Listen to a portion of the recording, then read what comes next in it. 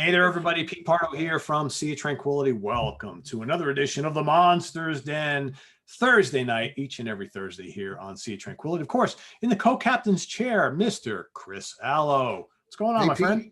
how's everybody doing today? Hopefully everybody's doing good. Yeah. It's just the two of us tonight. That's true.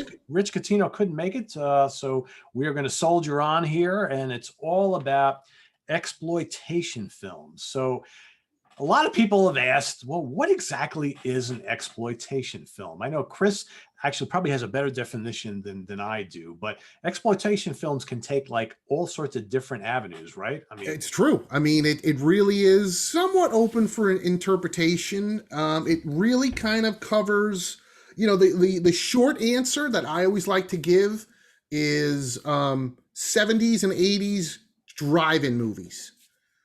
So it could be a slasher movie, it could be a TNA movie, it could be an action movie, it could be a car crash movie, a slasher film, a kung fu movie. It's got a pretty wide range of films, and to me, that's the thing that's really fun about exploitation films is it's just such a there's such a wide reaching range of it. And it could be serious, it could be a comedy, a little bit of both. I think the key thing is exploit, right? Yes. So each of these films, that's considered an exploitation film. They take like something, a subject. So whether it be horror or slasher, or black exploitation is a perfect black exploitation, women in prison, right? I mean, the whole animals attack thing is another exploitation thing. So they take a central theme and they exploit it to death. Yeah. And that's really what you have here. So, and one of we always kind of go back to the 70s and the 80s, but, in those decades, you always had one film that kind of started it all off. Right. And I'll use Jaws as an example, right? So there was Jaws. So Jaws is basically like animals attack, right? That was one of the first times you saw something like that. Well, in the wake of Jaws, you saw a million movies that came with animals attack. So it's almost like that's animal exploitation or whatever. Right. And then you had starting in the very early 70s, you had these very black films, with African-American actors and directors and all that sort of thing. And you had like one or two, and then all of a sudden, right. I was going to say, in that one, it was like Melvin Van Peebles, like Sweetback's Badass Song was like the one that kickstarted that. And then everybody was making, and usually how it starts is the independents, make these movies for, independent studios make the movies for low money. They get them in urban theaters. We're going back. They would get them in urban theaters, get them in drive-ins. They would make money. And then eventually the studios got involved. The major studios got involved and then made theirs. And then by that time, within a short amount of time, the bubble burst and it was over. And, people, they stopped making then the blaxploitation movies. They stopped making the nature run amok movies. They stopped making the slasher films because they were on to TNA movies, whatever the next big exploitation subgenre was. Yeah. But yeah, no, that's a perfect example. And the lines got blurred quite a bit too. So you had some, and we're going to touch on some of them today. Yeah. You had some that touched on the whole TNA thing, like the sexploitation, but yet there was also a horror element, and some of them had like a satanic cult element. I mean, there's some that had a drug element, right? Like the whole. The one I always think of, the perfect example is Blacula, because it's a horror movie, scared the crap out of me as a kid, but it's also a blaxploitation film. Yeah. So yeah, totally. Yeah, there's definitely a lot of crossover. Yeah, there is. So we've each picked out 5 today. Also, I guess we probably should say, because I did think of this the other day, most of these films, they are, when looked at in 2021 eyes, they are completely politically incorrect. Yes. And very much offensive to certain viewers. Right. So for anybody who's not an exploitation fan, if you start to watch these movies, you do need to keep that in mind, because there are scenes and language and character motivations, and just everything that, you know, when I rewatched some of these, I was like, holy shit, they would never make a movie like this today. Right. Never. But you know, some of these movies are actually kind of tame when you really think about it, but yet they're not tame when it comes to the kind of the things that are going on. Like by tame, I mean like the more horror-based ones, pretty tame by today's standards. But the things that are happening in the film, you're absolutely right, would never happen today. Totally not politically correct. No, yeah, the language and the themes. Yeah, like holy smokes. Yeah, and you know the degradation of women and and all the racial stuff is like, oh wow, this would never go on. But hey, you know, we're talking, some of these movies were made, you know, 40, you know, almost 50 years ago. Yeah, absolutely. It was, but, you know, I think as long as you go in with an open mind and appreciate the era that a lot of these films came from, you can actually have a lot of fun with these. And I think that's what it's all about. You know, film and cinema should be fun. Absolutely.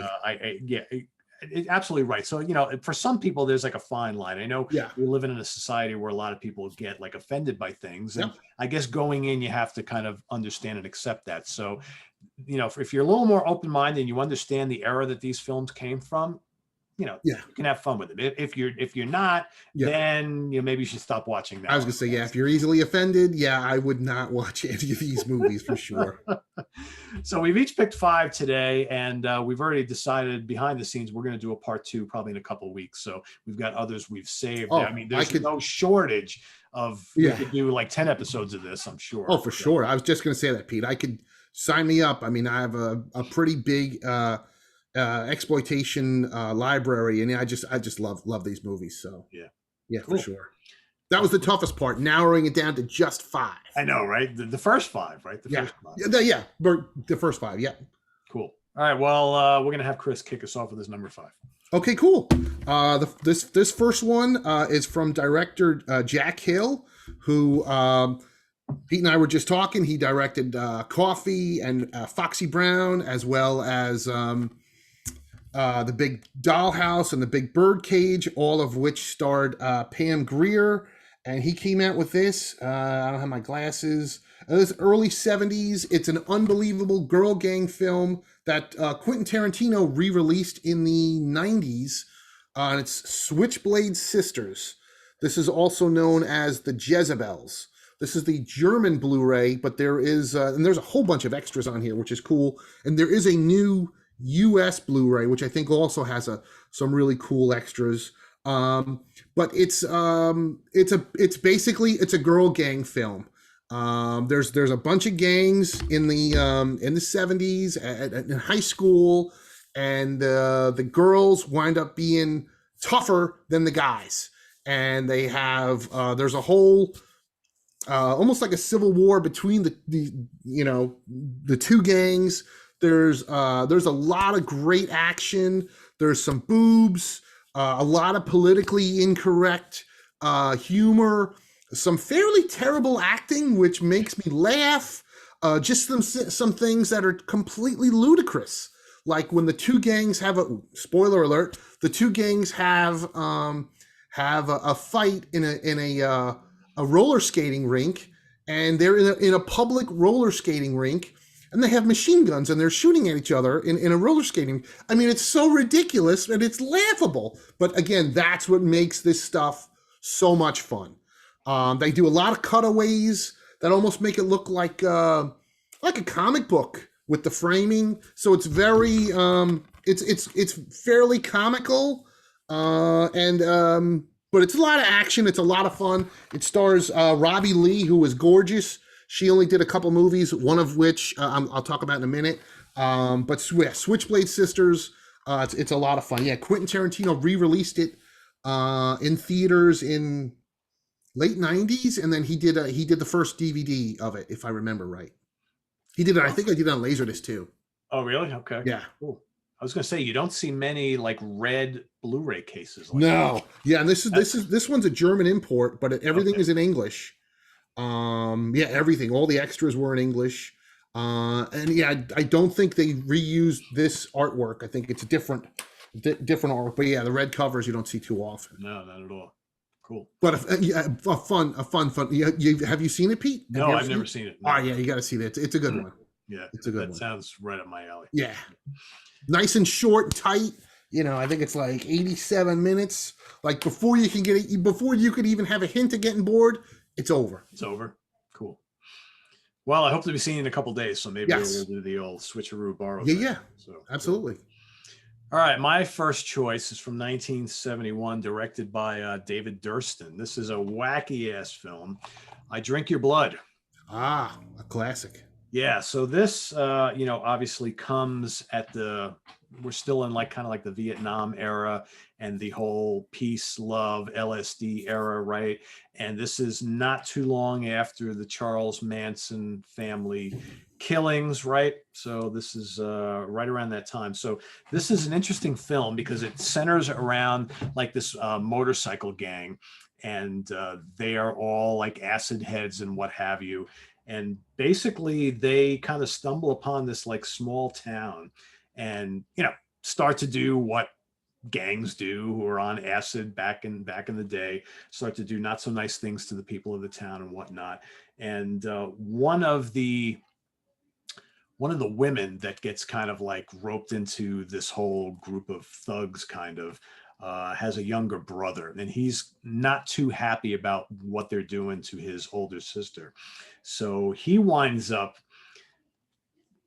a dog gets killed in this film, and then the little kid takes the dog blood and winds up putting it in these cookies. But, right? Was it cookies or was it? Was meat? Was it meat pies? Meat pies. Yes, you're right. The dog was rabid. The dog was rabid. You're right. So yeah, the dog was rabid. So he takes some of the dog blood from this rabid dead dog, puts it into these meat pies, and gives the meat pies to the gang. So of course the gang then goes and eats the meat pies, and then one by one they all start going nuts, right? And in a weird way, kind of turning into these rabid, kind of crazed zombie people. Right? I was just gonna say, Pete, it's almost like a zombie movie. In a weird way, not flesh eaters, but they want to kill everybody that's not one of them. So it's kind of like Rabid, or what is it? 28 days later, 28 weeks later, that. Yep. Quasi, not quite a zombie movie, but right, like The Crazies, another one. Yes, it's not actually a zombie movie, but it's right there. Yeah, and it's a fun one. It's a lot of fun, and it's it's funny because when you buy the Blu-ray and you read all this stuff, it makes you think that this is some total gore fest, and you know what, it has its moments. Right. I would say it's fairly tame compared to a lot of other things that we've seen, but it's definitely a sick film, and there's definitely lots of violence in it, and definitely lots of scenes against women, and there's the drugs going on here and all that sort of thing. And I think the guy who plays the head guy in the gang, he is a piece of work, that guy, right? For sure. Yeah, and then it has Lynn Lowry from The Crazies. Yep, exactly. And what's Shivers? They came from within. Yep. And she looks lovely in here, of course. Yep. And it's a really fun movie, and it they call it legendary hippie horror classic, and that's totally what it is. It's definitely from that era, and it's in a weird way you could say it's kind of glorifying the drugs and the violence and the sex and all that sort of thing. But and it's a really low budget film. Oh yeah. There's no great special effects here and anything, or makeup and all that kind of stuff. But as a product of its time, it's a lot of fun, and it totally fits into this whole theme we're doing here. It totally works. I mean, I caught it probably about 3 or 4 years ago off 35 millimeter film at a midnight horror movie festival. And I think it came on 3 a.m, and it still totally works. With an audience. You were still up at 3 a.m. watching? Oh, for sure. Oh yeah. Yeah, the one I slept through was Blackenstein, but that's a terrible movie. We won't discuss that one. But if you're unless you want to watch really bad exploitation movies, the ones Pete and I are discussing are all the really good ones. There you go. But yeah, I Drink Your Blood. That's a thumbs up for sure. Cool. My next one is one Pete and I had talked about recently. I just got this Blu-ray, and it also stars Robbie Lee from Switchblade Sisters, but the main stars are Angie Dickinson, Tom Skerritt, and William Shatner. Of course, William Shatner from Star Trek and Tom Skerritt from Alien, and it's Big Bad Mama. Now, this is the double feature disc. It also has Big Bad Mama 2, which is terrible, but Big Bad Mama is just unbelievable. Angie Dickinson, this is like 1973 or 74. She was doing that show, Policewoman. She was like a very popular actress at the time. She gets totally naked in this movie, you know, a bunch of times. The plot is her and her really gorgeous teenage daughters go on a crime spree in the, you know, the 1920s or 1930s, shooting up the town, robbing banks, and they get involved with both William Shatner and Tom Skerritt. There's tons of nudity, tons of action, tons of foul language. It's unbelievable. I hadn't seen it in a long time. I have the DVD somewhere, so I picked up the Blu-ray, and I was like, wow, this movie is amazing, and I think could be one of the greatest exploitation films of all time. And this is perfect because we get a popular actress from TV, and they made her the star of the movie as long as she got completely fucking naked a whole bunch of times. And it worked, and it was a hit, and it still holds up as a fun movie. I did rewatch Big Bad Mama 2, and it's as bad as I remember. Other than the nudity, that movie's completely terrible. Yeah. But Angie Dickinson did not get nude in that. But the two girls who were TV stars, one was from Growing Pains, and the other one was from All in the Family. The two of them got naked, so they did the heavy lifting. Yeah. But overall, Big Bad Mama 2 sucked. But Big Bad Mama, I would say, is one of the greatest exploitation films of all time.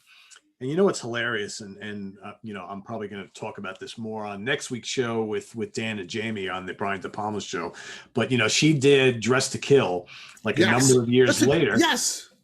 And if you watch the documentary on that Blu-ray, she talks all about how, oh, you know, it's like Brian wanted me to do this nude scene, and I was like, well, I'm like, I just got done doing, you know, Policewoman, and I was a big star, and I thought that wouldn't be appropriate. And I'm like, well, wait a second, right? you got totally naked in Big Bad Mama. I mean, they didn't hold anything back. No, it's like we've what you're not showing us anything we haven't already seen. What are you worried about? What, you think just because more people know who you are now that you did Policewoman? I think, I was like, right. Or, you know, is it okay? Well, Dress to Kill was like a studio movie, and maybe she was fishing for more money. Yeah, that could be. Yeah, you know, I mean, I know Jamie said, well, maybe she was, 5 years older, so everything started to slide. I'm like, I don't know. She was still a beautiful lady 5 years later. Absolutely. So I think she could have got away with it. Yeah. But yeah, it is weird how she would get completely naked. And on the extras on here, Roger Corman even says that she did so much nudity that they had more nudity than they could use. I was like, that's crazy. So who knows? Too funny. How old was she when that movie came out? God, I don't know. But she does look amazing. It's got to be like here it is, 1974. So I mean, I don't know mid-30s?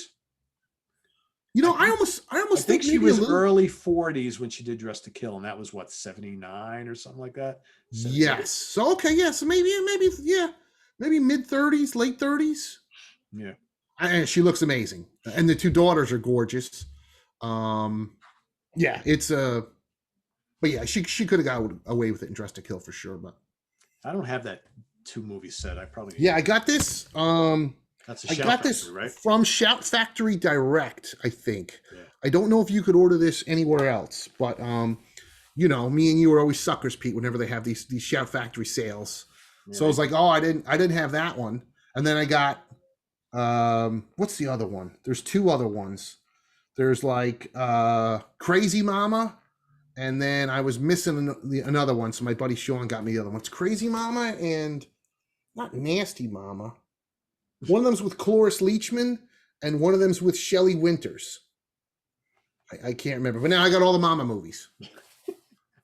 So, you know, Because you got to have them all, right? Gotta have them. They collect them all. That's what they told me when I was young. Real. Speaking of which, did you see that Judas Priest box set? Yes. Holy smokes. I'm not getting that. Oh, I got to get it. The curse. It's terrible. It's real. It's terrible. I saw that and I'm like, yeah, I probably should get that, but I'm not getting that. Yeah. Getting that. It's just Maybe, I got to see if somebody can put it on installments. But yeah. And when does it end, right? Oh, never. Well, somebody said that on the. I was just replying to somebody on Facebook. They're like, "Well, when does it?" I go, "Never." I go, every time I rebuy something, you think, and that's the point, Pete. As you know, you think, okay, this is it. This is the definitive version of this movie, and I'll never have to. Nope. There's always something better. Yep. Because in about a year or two, they'll come out with a 4K of each one individually, and it's like it's Totally crazy. It's crazy. All right, my next choice here for this exploitation fiesta we're having is what year was this again? 1970 German film Mark of the Devil. Nice. Directed by Michael Armstrong. So here, I guess, they're exploiting witchcraft and Satanism. So we saw a lot of that. I mean, there's a bunch of directions I could have gone in this kind of exploitation subgenre, so to speak. It's a lot of really good, like kind of satanic and witchcraft type of films. But this was one of the video nasties, right? Yes. And this was like banned in all sorts of countries. And it stars, you got Herbert Lom here, and what's his name? Udo Kier, very young. Oh yeah. You almost don't even recognize him. Looks like a baby. Got full head of hair and everything like that. And the very lovely Olivera Vuko, right? And one very interesting character. He's not in the whole film, but he's in a good chunk of it. A guy named Reggie Nalder. Oh, sure, from Salem's Lot. This guy right here, who actually plays the vampire in Salem's Lot. Yeah. And he is probably one of the ugliest guys. Yeah. Without having to wear any makeup, because like he's got scars and stuff. I guess he got burned or something like that. Yes, he was also in Dracula's Dog, which I did for one of the episodes. And he was also in a Hitchcock film, in The Man Who Knows Too Much as well. Okay. He's done some high profile. Got a face for being a bad guy. Oh, absolutely. I mean, he's just a scary looking dude. And so anyway, so the whole crutch of this, if like Witchfinder General. This film, the plot is not that much different. And I was going to say also too, I almost wonder if the first one was The Devils with Oliver Reed, because then these all sort of ripped off that with we had Mark of the Devil, Witchfinder General, and the other one is not The Curse of Satan's Claw. What's that one? Blood the British one. Blood on Satan's Claw. Blood on Satan's Claw. They're all very similar plots. Yeah, absolutely. And they're all really good. They're all really good. Yeah. Yeah. And this one, you have again, you've got this Witchfinder who is played by him. He's actually kind of the Udo Kier character is kind of like the understudy, but he has a conscience, so he does not like all the stuff that's going on. And basically, the Witchfinder guy, he is he's raping the women and then torture. There's a lot of torture going on. There's so much torture happening. And it's always confess. Yes. Hold on one second. Sure.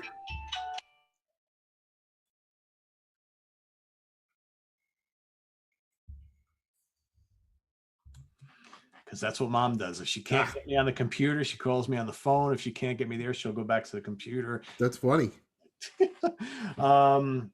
Where was I? Yeah, I mean, so basically, most of these films, the Witchfinders were pretty evil dudes.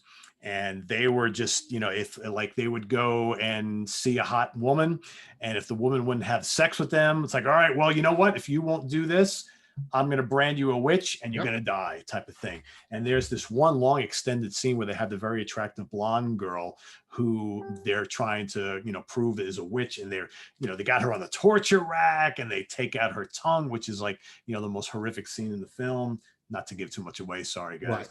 Right. But, Otherwise, a really, really fun film.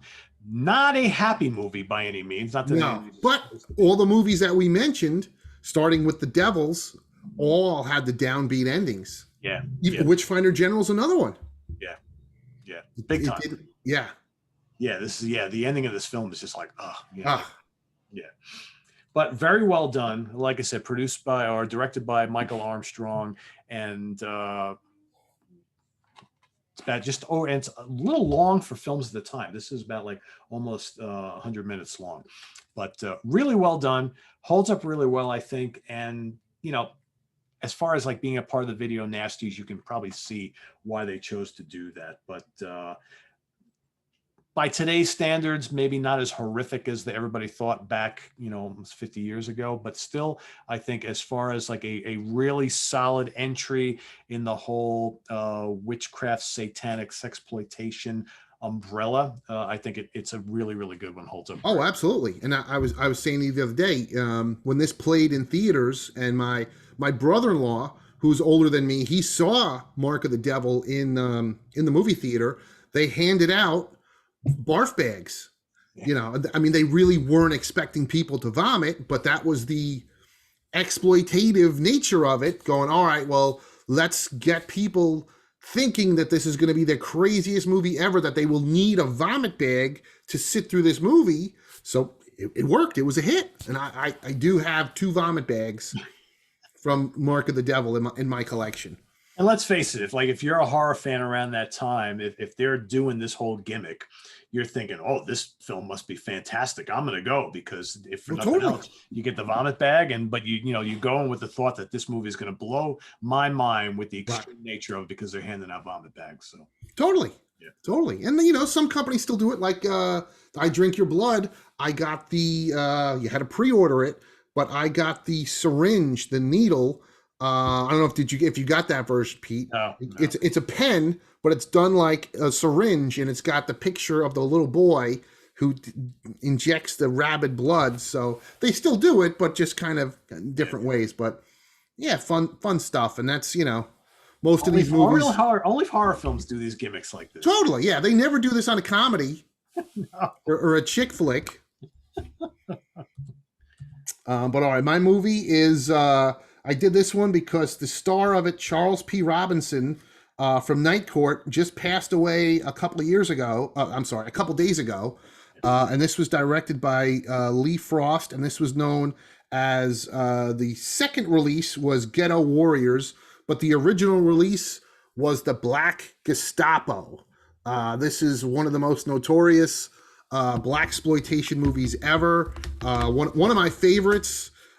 Basically, Charles Robinson is he's in this black military group who come in to protect local normal people who are getting assaulted and harassed by the man, of course, all of whom are white gangster types. And then they take over, and it's one of those classic movies, sort of like Massacre in Central High or Bucktown, where once the good guys take over and get rid of the bad guys, you realize, you know what? It's like I always think of that Who line. Here's the new boss, same as the old boss. Now the good guys are as bad as the bad guys that they got rid of. So it's there's a ton of unbelievable nudity. There's some crappy but good fun action. The most politically incorrect dialogue you could expect, but a fun slice of exploitation cinema from the early 70s. And yeah, it was, I guess, Black Gestapo was probably too controversial of a title, so then they re-released it as Ghetto Warriors, although I do have the original Black Gestapo U.S. movie one-sheet poster in my house. I was just going to say, don't you have that poster? Yeah, I do, yeah. I don't know if I ever picked up Ghetto Warriors, but that's the other thing, too, with in the movie, in the 70s, certainly. They did it in the 80s, but not as much. But they would put these movies out in drive-ins and urban theaters, And if they didn't do that well, they would collect all the prints and they would retitle the movie and then send it back out with a new poster and a new title. So like Black Gestapo is also known as Ghetto Warriors. Switchblade Sisters originally went out as the Jezebels, and then that didn't work. So then they quickly put it out again as Switchblade Sisters. And, you know, some of these do have, you know, multiple titles. Yeah. It's very common, actually. Yeah, very common. Cool. All right. 1973, directed and written by Jack Hill, Pam Grier, in Coffee. So I want to thank Chris for turning me on to this, because I have seen very little of Pam Grier's early mid-70s output, you know, and Mr. Quentin Tarantino is a huge fan. That's why he cast her in the lead in Jackie Brown. And so I wanted to kind of get in on the fun here. So I picked up Coffee and Foxy Brown as well. I decided to go with Coffee for my choice today of the two. I might like this a little bit more. But anyway, this is a great kind of revenge flick. I think it probably predates a lot of the other revenge flicks that came afterwards. Oh, sure. This is revenge and blaxploitation all kind of rolled into one. Whereas I think a lot of the films that came afterwards, and I'm thinking I Spit on Your Grave, I'm thinking Last House on the Left, and all the others, came a little bit after this and maybe took a more for the horror slant of things. But this is just a really good kind of like action revenge flick. And she plays this kick-ass woman whose younger sister gets killed by members of the underground, right, involved in the drug trafficking trade, and all that sort of thing. So she decides, one by one, she's going to get rid of and exterminate anybody who had something to do, had their hands in what happened to her sister. And what's really interesting, without giving too much away, is that she winds up getting really cozy in the beginning of the film with someone in politics. What was he, the governor? He was running for governor or senator or something like that. That's her like boyfriend. And I won't give too much away, but that takes a weird turn later in the film, and that's the whole climax of the film.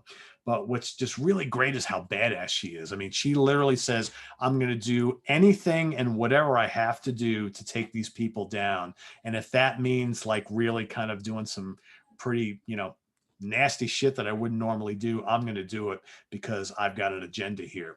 So, she winds up in all sorts of weird predicaments in this film, but she comes out on top all the way. And there's some good killings in this film. Oh yeah.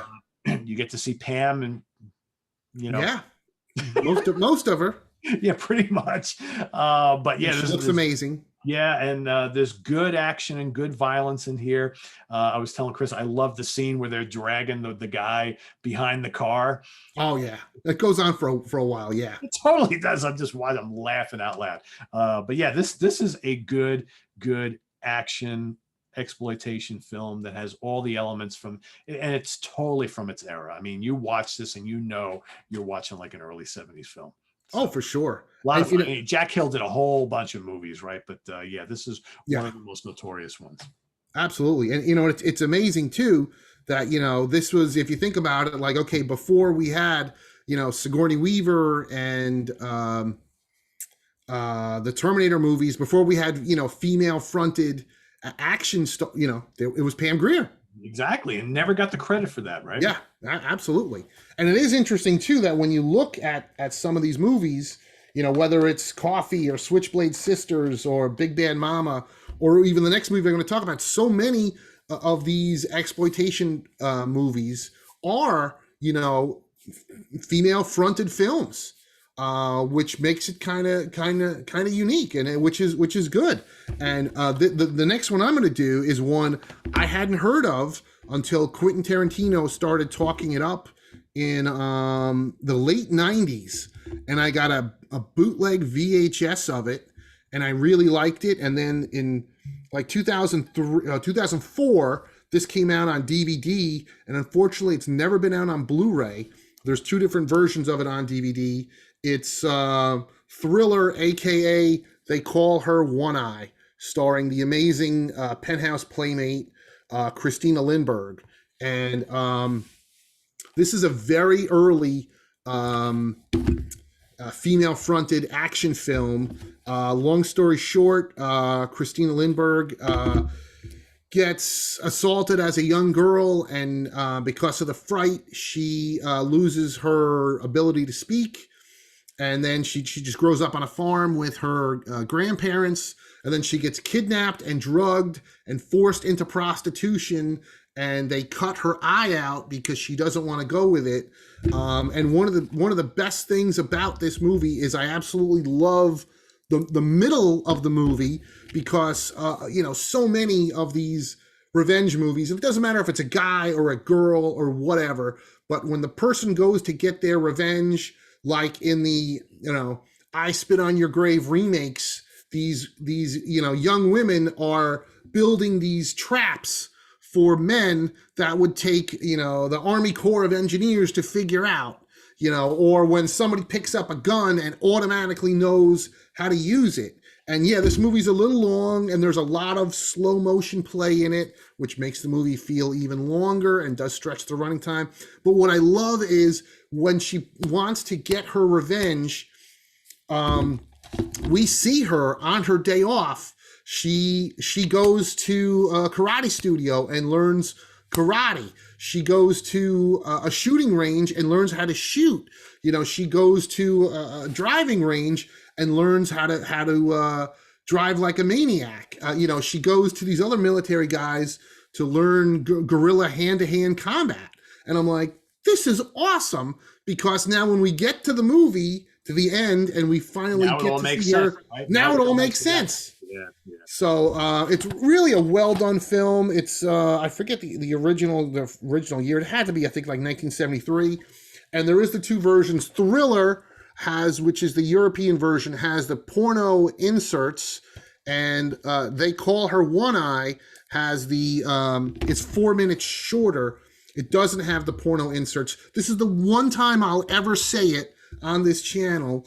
I actually prefer the version without the porno, with the less nudity, because it's so obvious that it's not her.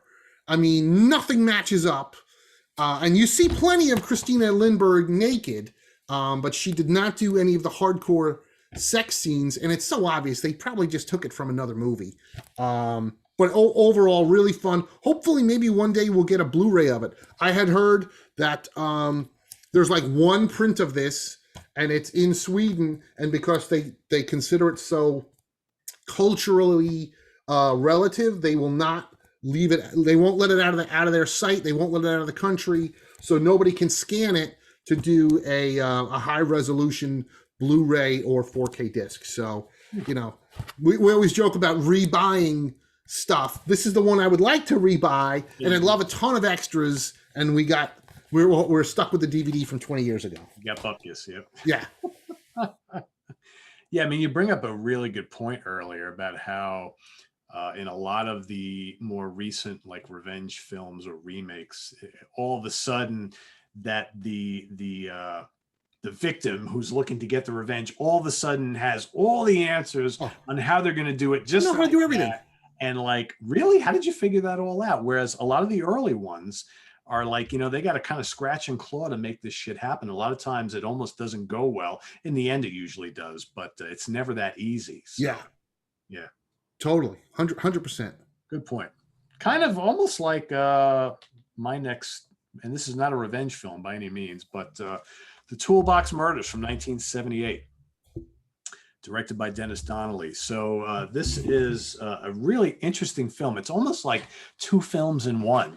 So in the beginning, or the first half, is a total kind of like slasher film. So you got this crazy guy in a ski mask with his toolbox of tools, obviously, electric tools, all sorts of stuff. And he's basically killing all these single women who live in the same apartment complex. And each night he's killing someone else. Some nights he's killing two people, whatever. And then, of course, the fellow residents discover the bodies. The police come. Oh, my God, who's doing all this? And like the next night he kills someone else. And the next night he kills someone else. And I'm thinking, boy, these cops are not really doing their jobs right. You would think if you got multiple killings in an apartment complex, obviously someone is targeting the women in this complex. You would have cops everywhere, but that doesn't happen here, right? So the first half of the film is basically that. And, you know, for the time, this is 1978, some pretty good kills here. It's pretty graphic. A lot of nudity. Okay. So almost every victim is a woman here. And, you know, you get to see them prancing around in the shower, doing whatever. There's a scene where one of the women is, you know, masturbating and whatnot. It's porn star Kelly Nichols from the 70s and 80s, who actually made a comeback a couple of years ago in porn. Right. So I don't want to give too much away, but the second half of the film is more of like a psychological thriller. So and you know, I'm going to tell you right now because you know who it is. But Cameron Mitchell, who was he was everywhere in the 70s and the early 80s in TV and film. He plays the superintendent of the apartment complex, and he's actually the killer, right? But it turns out that he lost his daughter like a year before all these events in a car accident, and he has just completely snapped. So what he's doing now is he's going out with the ski mask and the toolbox, and he's killing women who now all of a sudden he's found God and all this kind of stuff. So he's killing women who have sex lives and loose morals. Yeah. Exactly, because because he's it's almost like he's trying to keep in his mind, he wants all the women to be like his daughter, how he remembers her, the good, innocent daughter that he had. So it all of a sudden becomes, then the first half of the movie is all these killings. And then the second half of the film is this kind of psychological thriller about how he's dealing with the death of his daughter and how that has kind of warped him big time. He winds up kidnapping a young teenage girl who also lives in the complex, who is actually, what is her name? Pamela Ferdin, who was a child actress. You've seen her all over the place. And so the second half of the film, she is actually captive in his apartment. And then you've got his nephew, who is Wesley Yore. Right, from Land of the Lost. Land of the Lost, and I think Days of Our Lives or whatever. He was in all sorts of soaps. And Chomps with Valerie Bertinelli. There you go. A terrible robot, like it was like Benji, but he was a robot. So he's in this as well, and he's the nephew of Cameron Mitchell, and his whole story gets really weird at the end. But ultimately, a really cool flick. Yes, that Tobe Hooper remade many years later. I was just going to ask if you ever seen it, because the remake is very different but very weird. Yeah, I have that as well. I have that on DVD. It's definitely weird. It's not like this at all. No. There's a charm about this movie that I really like a lot. But again, it's agreed. Like, and I think it's coming out again on 4K. Of course it is. Of course it is. But the Blue Underground version looks really good. Oh yeah, no, it looks great. It's very bloody. It's like I said, there's a lot of blood. It's a total exploitation film, and one of the, this was 78, right? So slasher films. It was still fairly new. Yeah, pretty in its infancy, right? Because this is before Halloween. This is after Black Christmas and of course Psycho and all that stuff. But pretty cool film.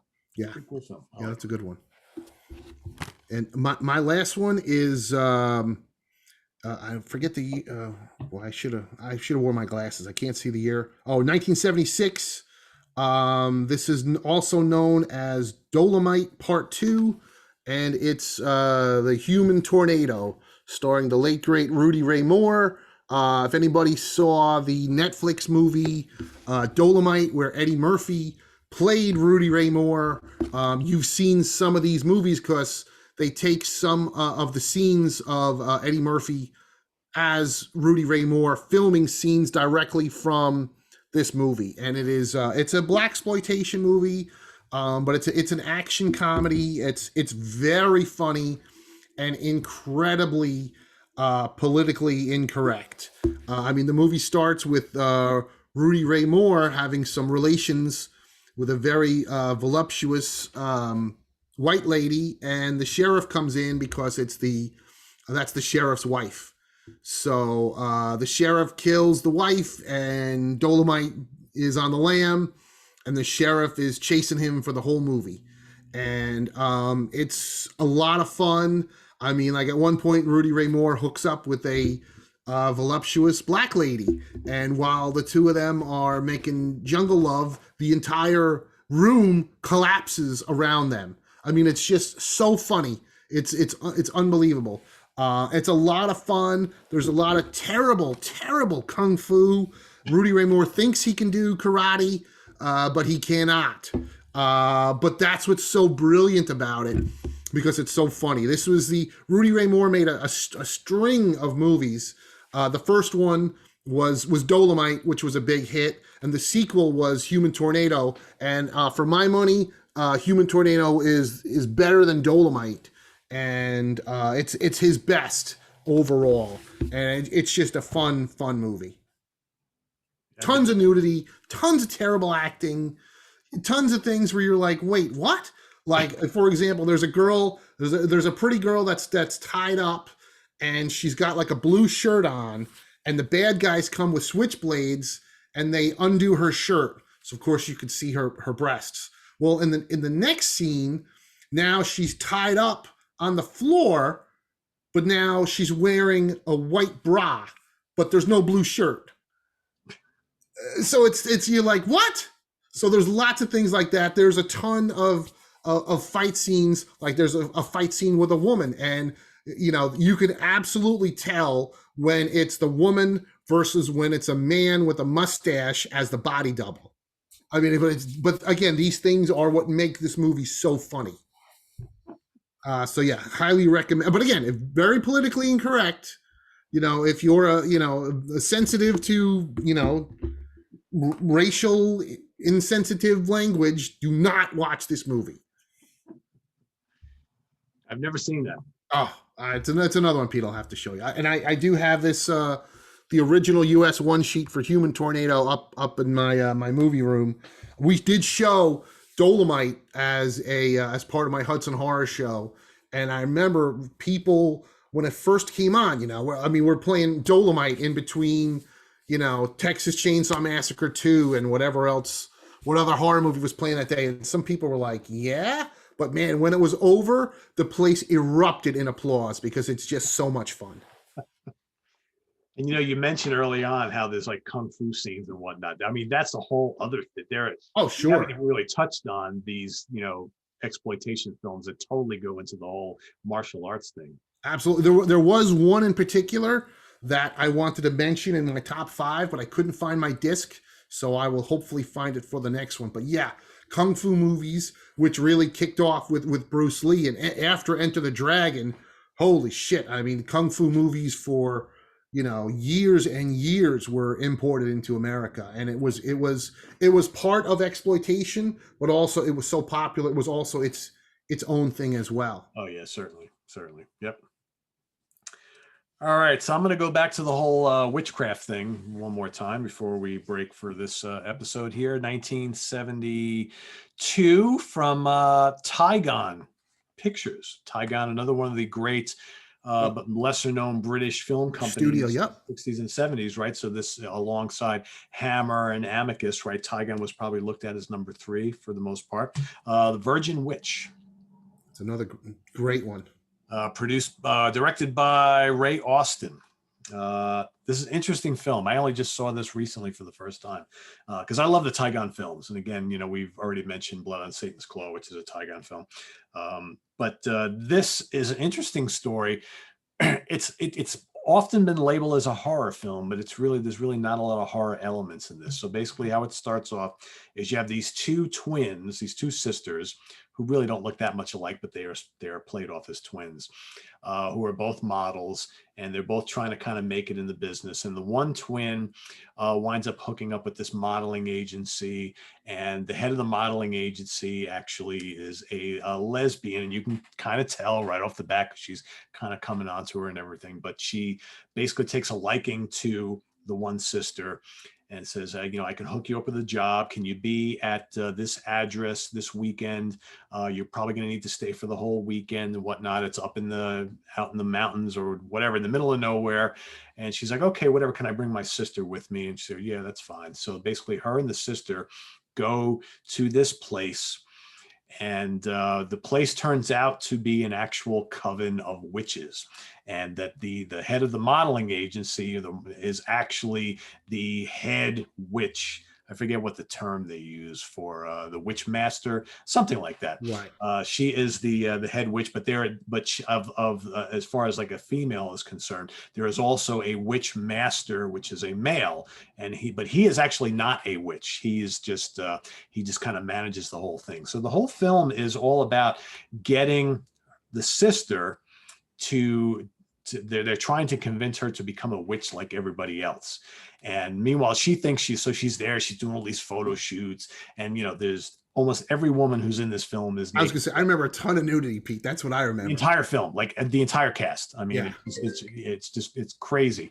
And even like, when they do have she finally does decide to become a witch, and then it becomes this whole, like, everybody, whether it's male or female, who are a part of the coven, they're all naked. It's like this gigantic orgy and whatnot. But the interesting thing is, once she agrees to become a witch and become part of the coven, then all of a sudden she has her sights set on being the head witch, right? So now it's all about this power play between her and the head of the agency, who is the head witch there, and then also trying to convince her younger sister to join the coven as well. And she's very naive and whatnot. So this great scenery in this film. I mean, it's at this location, which is just absolutely just gorgeous. So there's a lot of great outdoor shots. The inside of this home or building or mansion, whatever it is just absolutely gorgeous. I wouldn't, it's a stretch to call this a horror film, even though, you have this whole topic of witchcraft here. But, and again, the ending is really bizarre. It's one of those downer endings too. It's not, you get done watching the film and you're kind of like, huh? Right. But yeah, I mean, but it is kind of cool. And I like these British films a lot, and it's very British. So if you like the kind of the Amicus and the Tygon and the Hammer stuff, it feels like one of those, even though the horror elements of there's really no blood in the film, but there's a lot of suggestive material and a ton of nudity. So if you're into that, sold. I think I have the DVD. I don't have the Blu-ray, so maybe I should buy it again. Yeah, this is a Kino classic. So Kino does a great job on these. Right. Oh, yeah, absolutely. Yeah. And there's some cool special features on here and stuff. So yeah, it's pretty neat film. Nice. So there you have it, everybody. That's 5 from each of us. I know we have a lot more. So for sure. We will be doing a part 2 of this in a couple of weeks. So stay tuned for that. And there's all these, now that we got done talking about it for an hour, there's all these directions we can kind of go that I think, like, even when I was putting my initial list together and I have a couple that I didn't use, I'm like, wow, I could definitely go this direction and go that direction. Oh yeah. I mean, there's such a wide range. Yeah. So stay tuned, everybody. We got more of this coming in a couple of weeks. We got next week, Jamie Laszlo and Dan Brown coming back on the Monsters Den. We are going to rank our 5 favorite films from Brian De Palma. So we're going to do, was kind of like the obvious choice to do after the Hitchcock show we did a couple weeks back, because De Palma's a big Hitchcock fan. And I think he also, hit on a lot of the same kind of thriller elements that Hitchcock did, or at least he tried to anyway. So that's coming up next week. And then, Chris and Rich will be back. We got other stuff planned for the next couple of weeks. We've got a Stuart Gordon ranking coming up in 2 weeks, which is going to be a blast because I am a big fan of Stuart Gordon. Absolutely. So looking forward to that. So it's going to be a hard one. Oh, for sure. I don't know if you put your order together yet, but I mean, I got my number 1, which I'm sure everybody has the same number 1. But other than that, it's like, ooh, the other 4, that's a tough fight. Yeah. He's got some good ones.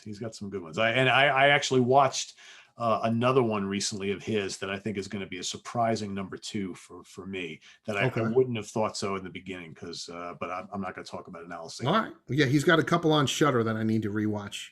Yeah, there's some good ones. He's got some good ones. Yeah, he had some classics.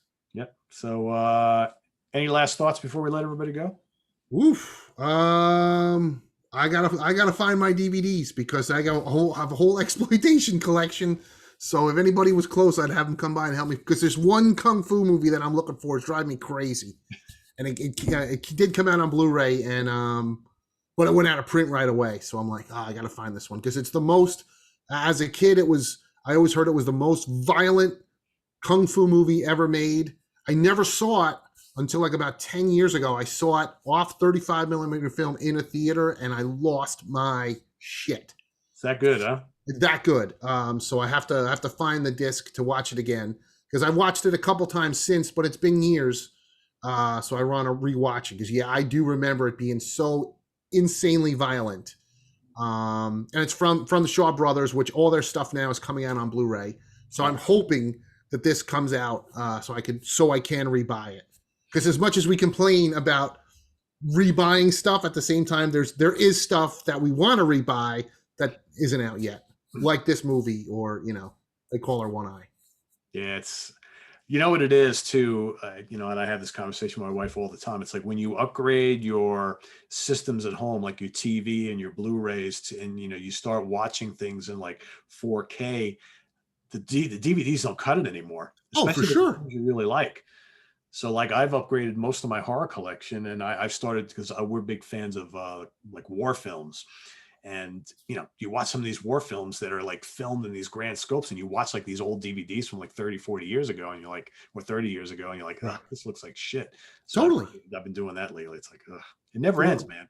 I was gonna say, I remember when a couple months ago when they announced the Friday the 13th, the umpteenth version of Friday the 13th, and this was the big box set that Shout Factory put out, and some guy in some Facebook forum that I'm in was like proudly proclaiming, well, I'm happy with my VHS tapes. And I was like, dude, I wish I could be, but they look like shit. And, more power to you, pal. But, because I like these movies, I got to have the best versions. Right. No different than with music, Pete. I'm sure you had Kiss Alive on 8-track. But when you go to listen to Kiss Alive today, you want to play the fucking 8-track? No. Exactly. So... But some people are just happy with whatever they have, and they're like, it's good enough, right? Because I guess if you don't have the better TV and the better Blu-ray player, yes, you don't know any better, right? So you're like, it looks good enough to me. But once you get that taste, I was just, we could talk about this as a whole separate subject, but it's like, how many times have you bought like so many movies that we love in all, VHS, DVD, Blu-ray, 4K. How many times have I bought Laserdisc? I was doing Laserdisc. Started right? How many times have I brought like the Rush catalog and the Black Sabbath catalog, the Jethro Tull catalog? You just keep getting them over and over and over again because that Judas Priest catalog. It's crazy. Yeah, it's true. Crazy. The curse is real. It's the quest for the ultimate definitive edition, which we'll never have ever. No, we won't, because they'll keep coming out with something better. That's it, because there's we'll be like 85 years old, and they'll be like, okay, the 20K version of Halloween is coming out, and we'll be like, I gotta have it. I keep saying it's going to be the version they could just zip right into your brain. I gotta have it. It's crazy. It is. It's a terrible curse. We could be drug addicts. It could be worse. True. That is very true. So. All right. Thanks, everybody, for watching. We appreciate it. Visit us on the web at www.seaoftranquility.org. We're on Facebook. We're on Twitter. Of course, we're here on YouTube. All the damn time. So make sure, if you haven't, neither one of us are wearing them tonight, but we've got these great new catchphrases here. So Chris has got, we got the olds. All the damn time, more will than skill. We've got no softies here coming up. I think over the next couple of days, that's going to be available too, as well as all the other Sea of Tranquility shirts, Monsters Den, Hudson Valley Squares, comic book users, all that good stuff. Make sure you subscribe to the channel.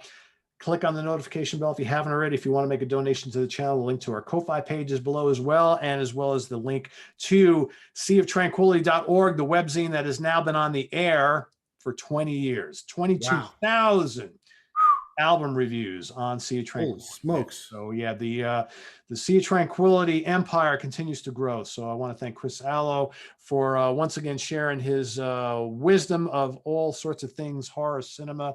And we'll see you guys next week on the Monsters Den. Tomorrow morning, Martin Popoff back in the house at the Funhouse with myself. We're going to do part 2 of our look at albums that most people seem to hate, but we really like. So that's coming up tomorrow morning. Stay tuned for that. For Chris Alo, I am Pete Pardo. Good night, everybody.